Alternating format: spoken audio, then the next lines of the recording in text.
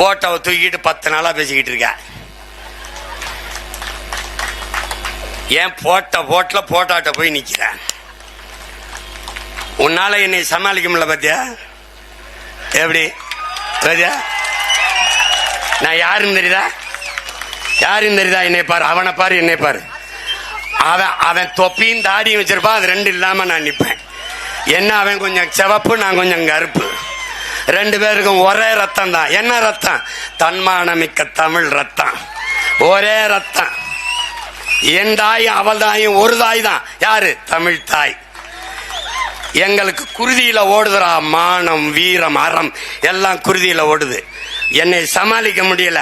என்னோட பேசுறவன், நான் பேசுறது பெரியார் பேசினதை பேசுறேன். நீ என்ன செய்யணும்? வீரமகன் அங்க உட்கார்ந்து பெரியார் அப்படிலாம் பேசல. சீமான் பொய் சொல்றார், அதானே பேசணும். பிரபாகரனோட ஒரு நின்னது போய், டேய் பஞ்சாயத்து இங்க ஏடா பைத்தியக்கார பயல, நான் உன் வீட்டுல கல்லறிஞ்சா நீ என் வீட்டுல தாண்டா எரியணும். நீ என்ன பக்கத்து வீட்டுக்கார மேல எரியற? அவர்கிட்ட ஏண்டா போய் சொல்லிடுற? நானாவது வெறுங்கையோட இருக்கேன், அவன் இடுப்புல பிஸ்டலோட இருக்கிறாப்ல. சும்மா இங்க பாரு, நாங்க ராணுவ பேரேடு, நீ தடி குச்சி வண்டி தள்ளாடிட்டு வந்துகிட்டு இருக்க. திராவிடம் தளர்ச்சி விடுகிற போது தமிழ் தேசியம் பேர் எழுச்சி உருகிறது. நீ சேட்டை செய்யக்கூடாது தம்பி. நீ வேறு கேட்பது, அவர் ஏங்க பிரபாகரன் முன்னுக்கு கொண்டு வர்றாரு அப்படின்னு. அவன் தானடா முன்னாடி நிப்பான். அவன் எங்களுக்கு பேரல்லடா, வரலாறு. அவன் தானடா என் இனத்தில் அவன் தானடா அடிமை வாழ்வினும் உரிமை சாவு மேலானது என்று சொல்லிக் கொடுத்தவன்.